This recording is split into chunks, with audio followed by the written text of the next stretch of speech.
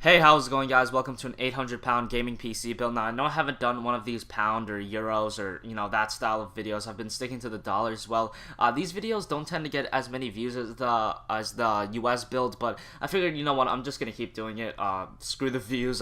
People want to see them because I do still get messages. Please do these videos. So, I want to help those guys out. I'm not all about being a view horse, so let's get straight into this build with the CPU and with the Intel Core i5 4670K. It's a quad-core CPU running at 3.4 gigahertz, socket 1150, 84 watts. It has Intel graphics integrated, and it's the 4th generation Intel series of core CPUs. Now, this is a pretty solid CPU for about 190 pound. I also paired it with the Hyper 212 Evo. That's the CPU cooler. With that, you guys are going to be able to overclock this to 4.2, 4.3 gigahertz, and it's going to be fast as hell for games, for live streaming, editing, all that kind of stuff. And it's just a really solid CPU. This is going to be the new mid-range CPU from Intel that people are really going to stick to.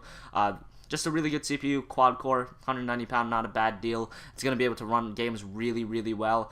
And Core i5 4670K, can't really say that much. Although overclock, this thing is a monster. Like I said before, the Hyper 212 is going to be able to get this thing to 4.2, 4.3, and then you guys are going to be good to go. And this thing's going to tear through any game if paired with a decent graphics card. For the motherboard, I went with the Gigabyte B85-HD3. Now, this is a solid motherboard. It's a UEFI dual BIOS motherboard. It supports 4th generation Intel Core processors, obviously. This comes to the market at 68 pound. A lot of good features on this, but, it's still pretty cheap. It's socket 1150, Z87 Express, and you guys will be able to crossfire or SLI in this build if you so see fit, although I don't recommend it, and the power supply I picked won't support that. So if you guys do want to crossfire or SLI or have the option to do so, make sure you get a compatible power supply, although I don't recommend it. Usually what I recommend is just go sell the graphics card you're using and then buy a new one. I don't know, people just don't like to sell PC components, I guess, but people do buy them. So moving back onto the motherboard, yeah, just a really good motherboard, and it's from Gigabyte, manufacturer that a lot of people trust, so you really can't go wrong with that. For the RAM, I went with Corsair Vengeance 8 gigabytes 2, 4 gigabyte sticks, 57 pound, really solid kit of RAM, 1600 megahertz. It's 8 gigabytes of RAM. What more can I say? 8 gigabytes of RAM is 8 gigabytes of RAM. Really good for gaming, really good for other stuff like video editing, live streaming, transcoding, and all that kind of jazz. And moving on to the power supply, I went with the Corsair Builder Series CX600, 600 watt power supply, 80 plus bronze certified. Now, this is 54 pound. Like I said before, you can't crossfire or SLI with this power supply. So if you guys want something, if you guys want the option, I'd recommend like a TX850 or a 750 even. I'd probably go with the 850 since the 750 is kind of low on wattage for a crossfire. I mean, you can do it, but it's kind of on the lower side.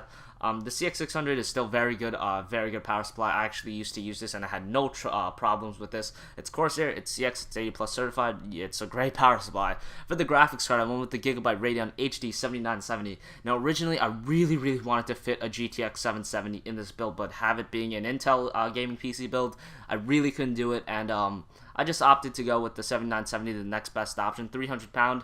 Gigabyte has a really sick tri-cooler method, and you guys are going to be able to overclock the hell out of this card and actually get it up to, not as good as the 770, but near it, near the speeds of the 770. Really solid graphics card from NVIDIA and really good price.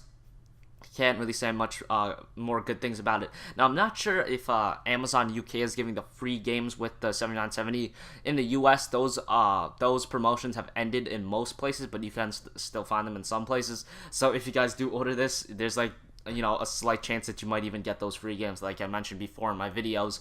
Moving on to the case, I went with the Cooler Master Stormforcer mid-tower case. It's a really solid mid-tower case, has the side panel which everyone loves, and it's 70 pound. Pretty solid case, a lot of good ventilation, a lot of good features, and pretty badass looking case, to be honest. Finally, for the hard drive, I went with Western Digital WD 1 terabyte. It's a Caviar Blue drive.